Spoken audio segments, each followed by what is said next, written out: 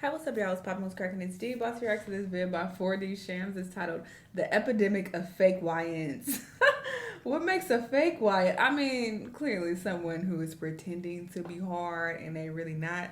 But let's see who's on here. Let's watch. Oh my head, you speaking of Shanell with that button game. See that button game. Huh? You speaking of see that button game. What the fuck is a button game? Bro, it's that switching on it, bro. You know the vibes. Nah, y'all just be coming up with shit. You go to school type shit?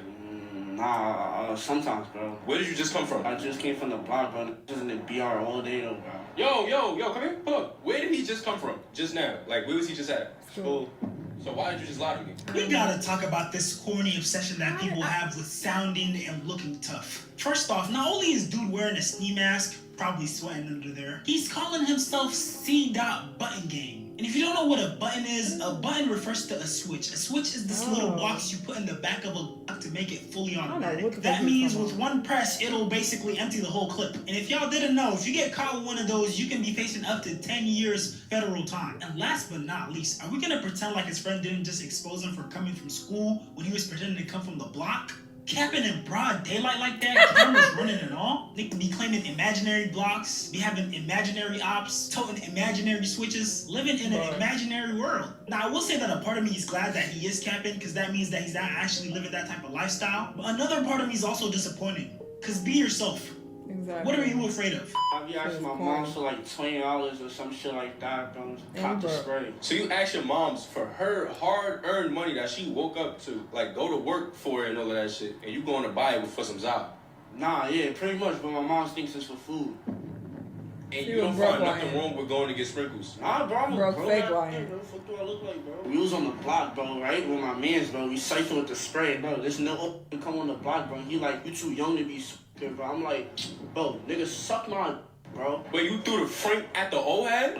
They're telling me, bro, go to school, bro. But why am I wasting 6 hours of my day, bro? Yo, we gotta stop. You was just in school. So dude is leeching off his mom to do drugs, and he's also being disrespectful to the elders. You know, I remember when streets had a moral code. People would join the streets to make money, take care of their family, represent something. But now it's just become a gimmick. People are literally doing it for the image. I remember back in the day, street dudes were somewhat decent to their community. You know, outside of supplying them with drugs or beefing with their opposition, they took care of the people on their block. But nowadays, it's like 80% or more of street dudes are just bums. I'm talking about sitting around, no job, no interest in progressing in life, no goals, no aspirations, just sitting around waiting for the next big play, sitting around looking tough. I mean, dudes are out here risking their lives and their freedoms for less than minimum wage, being a burden to their family, living with their baby moms. It's just bad out here all around. Look, I'm not a street dude, obviously. But if I was in the streets trapping, I'ma either get rich or die trying. I'm definitely not half-assing it. And you see, what kids like this guy don't realize... He said go all the way or don't do it at all.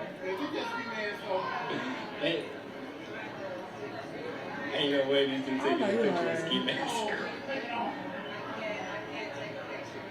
What they don't realize is that street life isn't what it's cracked out to be. Yes, at some points it might look cool, but after the adrenaline wears down, you get to realize that street life confines you to your neighborhood. Most street dudes will be born on that block, grow up on that block, and die on that block. And most of the time won't even reach old age. That's just the reality of it. And when it comes to this portrayal of street life, I definitely blame rappers and their entourages for painting this unrealistic image of what it's like to be a rapper or to be homies with one. These next couple of clips are going to show you exactly how played out being a thug is, how played out street life is in general, and how a lot of these macho, too tough for their own good type of guys are living their lives.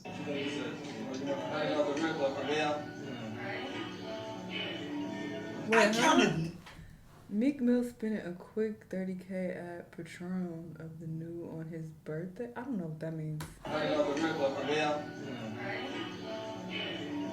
I counted 9 grown men all staring at one grown man, expecting him to pay for them. And keep in mind, this was dude's birthday. How am I spending money on y'all on my birthday? Do y'all see how they're looking at the money in his hands? As a man, I can't imagine you maintaining your autonomy when another man is spending on you like this. There's literally...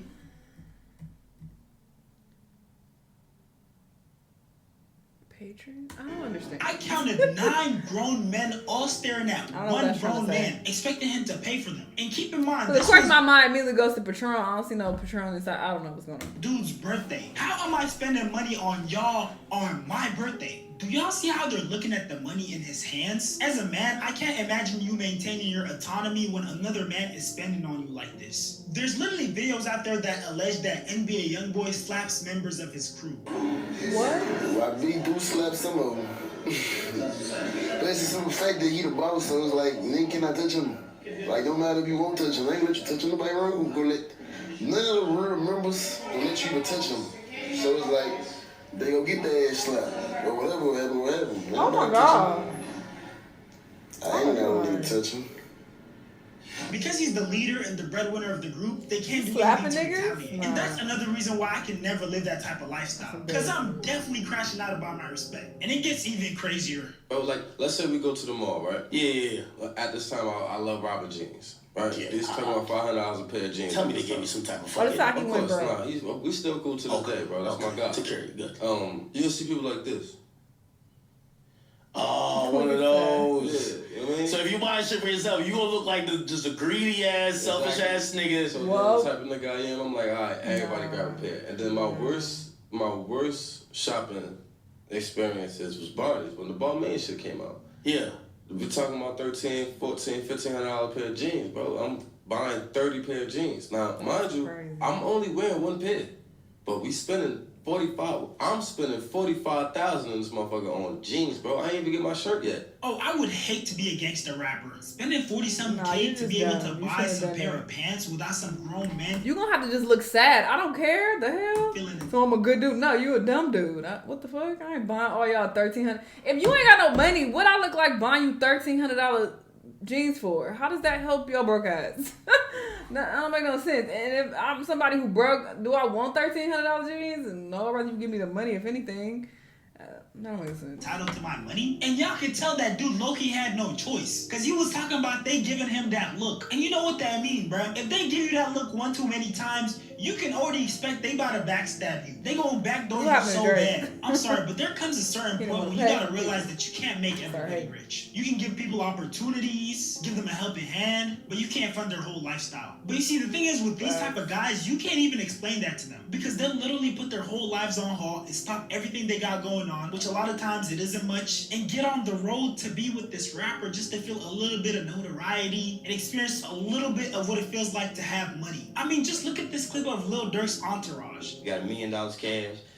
You don't lie. Wait, before you go any further, let's talk about that. That jump just said that. And this never happened, man. You know what I mean? He came to $1 million worth of game With $1 million. with $1 million, man. So you got the sausage fest of dudes who all put their lives to the side and just decided to tour the country with Lil Durk. The reason I'm showing you these clips I and the don't clips need I'm all about that to show company. you is because this is the peak experience for a street dude. Believe it or not, the people who are in these rappers' entourages and the ones who be around them, they're the fortunate few. Because the vast majority of these street dudes are broke. And they'll never get the experiences that these rappers and their entourages have. Most, if not all the guys in that room that came with Lil Durk are probably getting their expenses covered by him. I don't know what it is, but something about that just doesn't sit right with me. I could never be the side character in anybody's life. Living like an NPC is crazy to me. And I know some of you guys might say, okay, the artist probably needs protection because they have ops. Is this a real man? You know, I talked about it in the Terrence Howard video not too long ago about him talking about what a real man is or whatever. And of course, that's up to interpretation, blah, blah, blah. But these niggas ain't real men either if you want to get technical. Because it's like you letting grown-ass men pay for all your expenses. Your broke ass ain't contributing nothing. You just waiting for another man to feed you and house you. Like, that's so embarrassing. The hell? I'm gonna let 50 Cent explain it. I see artists, they break, they have begin to have momentum, starts to feel good things happen. And what they do is they grab those guys that are like that from the environment because it makes them secure that they have that around. But those guys need you to have problems for you to need them to be there. So they have to kind of create conflict for you to see them handle it with no problem, for you to feel secure with having them there. You got to do whatever you got to do to make Why it don't fit. they just employ hella security? I don't understand.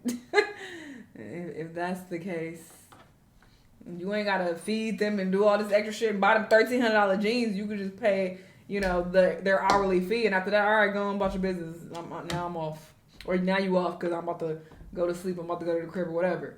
Feel like that for later, because then later you're gonna take care of him, you're gonna make sure you're all right. And there's no compensation for what he's doing at the moment, but when you see his temperament and you know he's not afraid of nobody, he's gonna do whatever.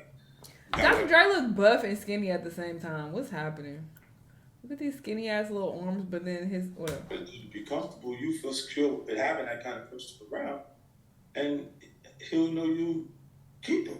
It's a higher probability you would. 50 basically explained how having an entourage full of crash outs attracts problems. Because in their head, if there's no issue for them to resolve, they lose their value. So sometimes they go out of their way to create the problem. Yeah. That's why I feel like it's better to get a professional security team. First of all, they're professionals, so they're good at what they do. You also don't have to worry about stuff like getting backdoored or someone being jealous or mad that you didn't buy them something. If you really think about it, it's a win-win. The whole reason why I brought up this rappers and their entourage thing is to show you how played out street life is. Because really, when you're a street dude, there's only 3 options you have. It's to either 1, be a drug dealer, and of course that means risking your life and risking going to jail. 2, be a rapper or some sort of artist. But the thing is, if you're actually in the streets, the only socially acceptable thing is for you to be a gangster rapper. Which, if we've learned anything by now, it might be one of the most dangerous jobs. And the third option is to be a part of the entourage of the first 2. Now, I know some of you guys might be like, what about becoming an athlete? And the truth is, a lot of street dudes don't have the discipline or the resources to make that happen. Day by day, professional, high-level sports are becoming a nepotism thing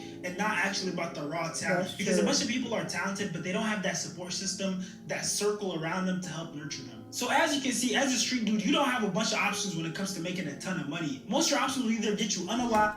I mean, I guess it all falls under the street umbrella, but so does being a part of an entourage as well. It's still under the street umbrella. So if we want to expand those options, you could be a pimp. You could be a scammer. It's very common these days, very popular. I don't recommend these things, obviously, but, you know, there are other terrible options, but, yeah. I mean, that defeats the... I mean, that's besides the point, whatever. End up in jail and are very unlikely to actually succeed. Now, taking all this into account, I struggle to understand why people who've gotten the opportunity to go to the next level and make a way for themselves still act like this.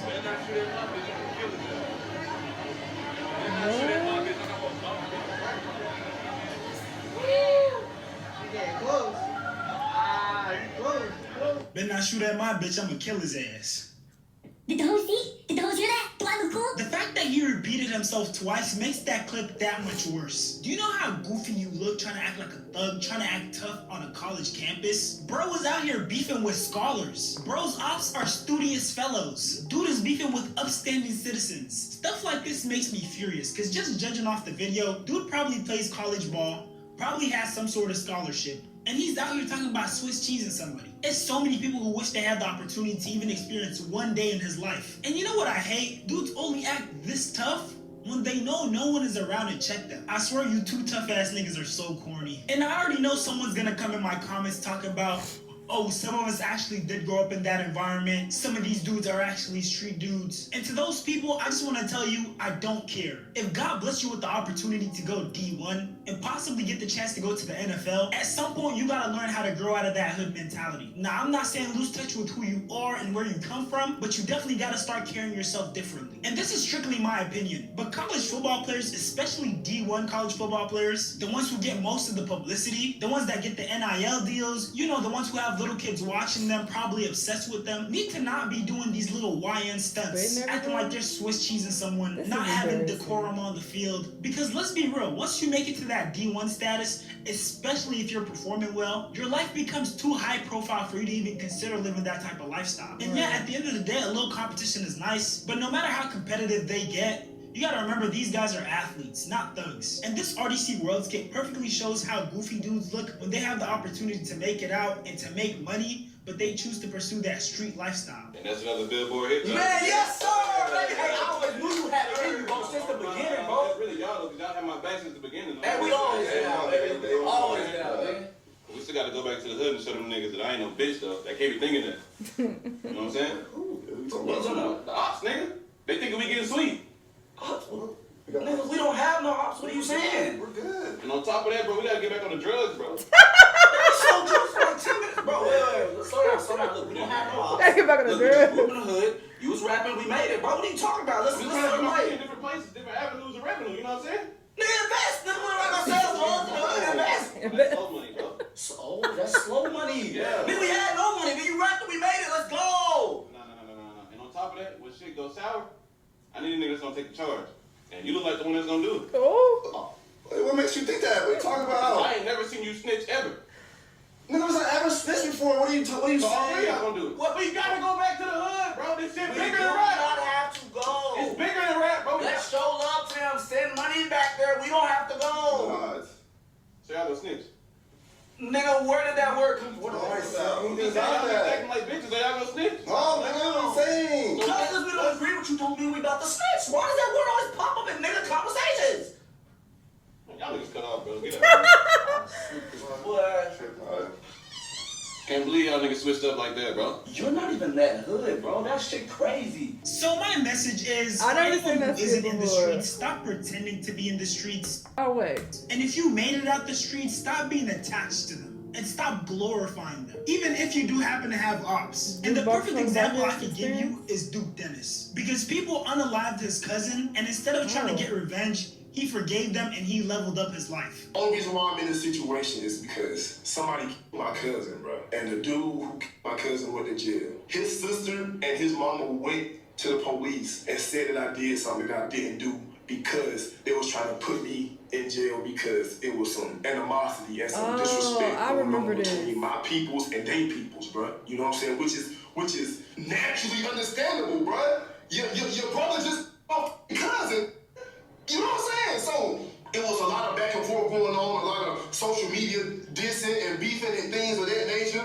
And to this day, bro, Lord can strike me dead, but I don't have no problem, no bad feeling with the dude, my cousin. I forgive him. The girl who did this. You know what I'm saying? Oh, I remember that situation because I reacted to a video where he was getting accused of being like a pedophile, and apparently that was because of the situation that he's referencing right now. Crazy.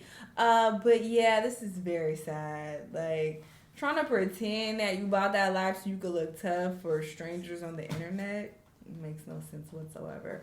He spoke facts in this video. Y'all let me know what y'all think. Let me know what other videos you want to watch, and I'll see you on the next time. Bye!